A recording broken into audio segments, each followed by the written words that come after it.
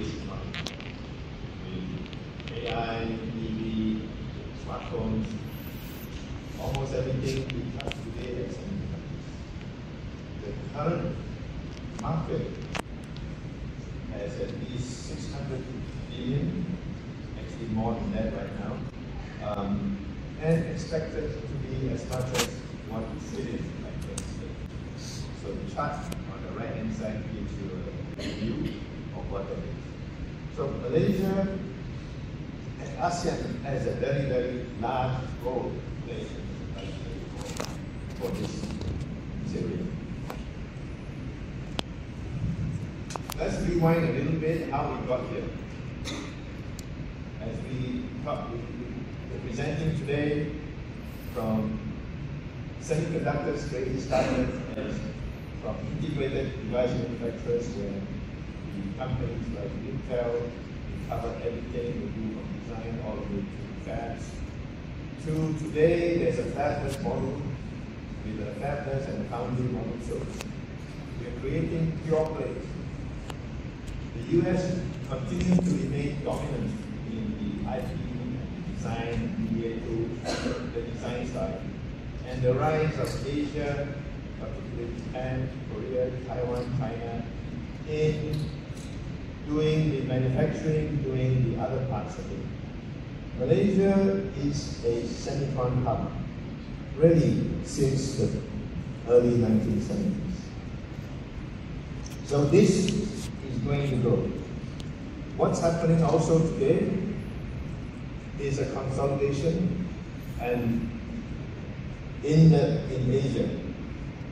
Asia Pacific today produces over 70% of all chips. And you can see in China alone, the number of fabs, and it's growing. 58% of the foundry market, which is making chips, is in Taiwan. Really, it's TSMC. And the advanced ones, TSMC is doing 92, maybe 95 higher. So you can see what's happening. And Japan memory chips, and you see Malaysia today has 13% of the global chip shipments. We are in the top 3 in the net tech as well. Okay? So today's global landscape is a consolidation of foundries. Let me explain what that means. You look at the leading edge. Only 3 companies can afford to be in the real leading edge. That's TSMC, Samsung, Intel, and that's the sub-micron, the sub-nanometer stuff. Right? Everybody else has to stay on the other side. And that includes all of the fabs that you see in China, the 40, 50, 60 of those fabs. And it's the China-US tech rivalry. We all hear about that. We are seeing also that the emergence, resurgence of Japan. They have been really focusing now on wafers, photoresist, materials, equipment, and in the past they were doing memory. In fact, I'll show you a little bit more what's happening later. Europe is also now investing in their strategic autonomy. They now want to be more independent. Okay. ASEAN is emerging as a diversification option. You look at the factories, TSMC in Arizona, Samsung in Korea, how big they are. You look at even Japan, Rapidus. So those are the huge fabs that's going on right now. Here you see new kids on the block.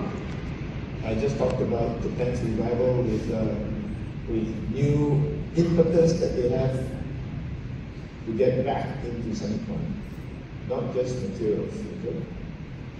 Vietnam is a rising star. 5 years ago, I joked, 5 years ago most people think about Vietnam as shipping Nike shoes, right? Today they are competing with the likes of Malaysia. We are attracting major investments. Even India is beginning to be an emerging force. Just the last 6 months, 12 months, you see India getting involved in semicon, getting more aggressive into the manufacturing. Indonesia, that's a surprise, right? Indonesia has changed the rules. They're exporting ban and saying no raw materials go out. They're one of the largest in nickel. So you can see the island there. One of the biggest nickel deposits. They're saying you can't ship raw material unless you process it. So one of the largest battery manufacturers, China CATL, has their factory there now. And so you can see a hub of battery technology supporting some of these areas. So you can see the new kids are coming in. ASEAN is very, very different. What are the key drivers? AI, we all know, and the data centers are in the news and has been in the last 2 years, year and a half, 2 years, where we're talking about HBM, we're talking about GPUs, we're talking, and even then, some of the things we don't hear about are photonics. That's growing. That is needed because there's only so much you can do with electrons and how fast they can go. After that, you need photonics. EV, power electronics, wide bandgap.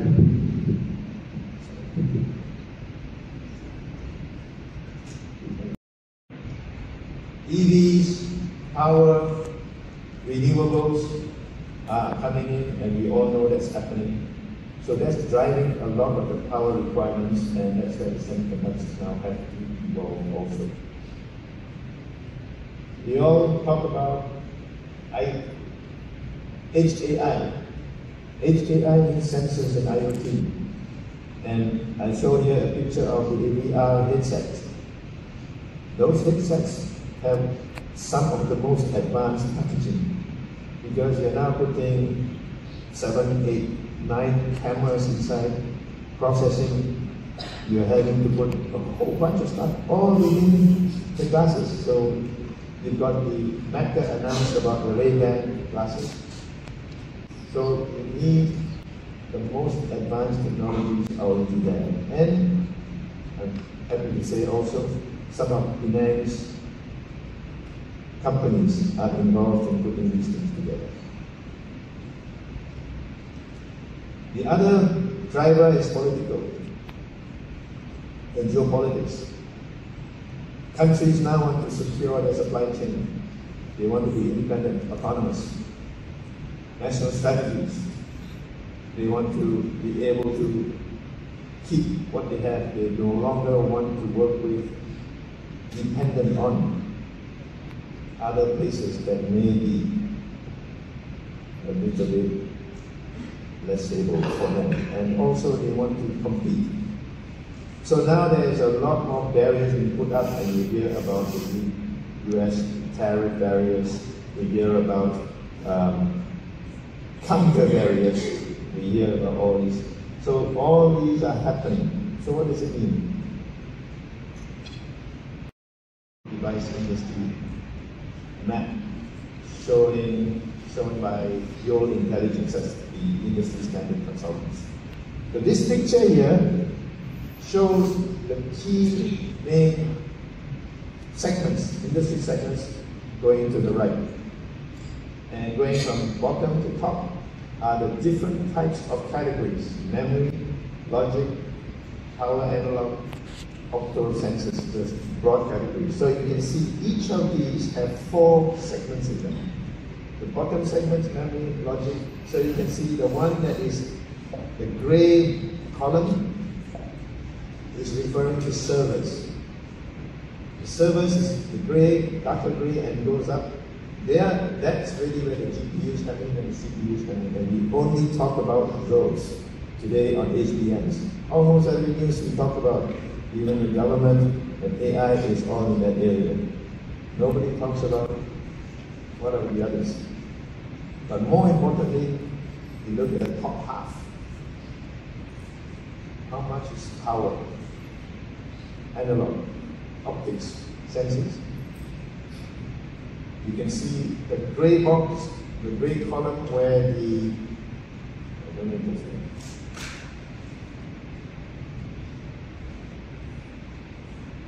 Okay, the pointer's not working. The GPU side don't have sensors.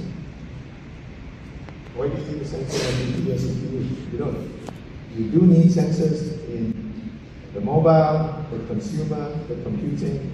And so you look at those power side, they are very large. And you don't talk about, that's the area nobody's talking about.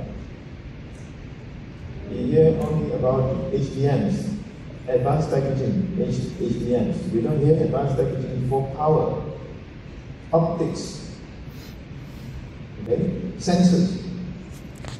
You know, nobody talks about that. So the one that nobody's talking about is that area. And I think there's a great opportunity, especially when this group here is talking about these very exotic materials. Revolution is further driving the demand. Look at the kind of stuff that's happening. Market share expected to be 30%. That's a video that I put together. Look at it, that's a car that can go in the water. Okay? So EVs require over 1,000, 2,000, 3,000 chips per car. Where are they coming from? Traditional ICE cars are only 600. If you just count the number of sensors, they already have about 200 sensors. You know, when you put your seatbelt on, click, the sensor comes on, the light comes on if you don't. So there's already 4 sensors there. It needs to know that it's click, it needs to know that you're sitting in the car, it needs to know, so just think about what's involved. Okay? So Chinese EVs, I call it China EVs, not Chinese, right? They're crushing German automakers. You hear about companies like BMWs and Mercedes, yeah, let them go people. In Germany, they're prevented from letting go people, but that's the issue. And so, we are now looking at EVs like laptops. Except these laptops will be used and seen inside. Okay? So advanced packaging is really a game changer. What is advanced packaging? We talked about it. It's really, you see it's more than more. Traditionally, chips are one big monolithic chip. So everything's crammed into it. When you are able to break up and say small pieces, the ones that actually need 2 nanometer here. The rest I don't. So you can use your normal, more mature fabs to do that. Now the issue is how do you join them together? That's what advanced packaging is. So the picture here shows the migration towards stacking chiplets. Okay. So what it also means is older nodes now can be used to fab more chips. That's really where the larger number of fabs in China come in. You don't need all the advanced nodes. Because each new one, 2 nanometers, is going to cost you 20 billion plus. How many people can do that? So what advanced packaging does is it breaks up the function of one monolithic chip into many pieces, then you put them together. When you do that, whole things change. What we do in Malaysia is very, very important now. So what was once back end is now center stage. We talked about analog, mixed signal, power. Now we're talking about 2.5D, which is putting them side by side into another substrate.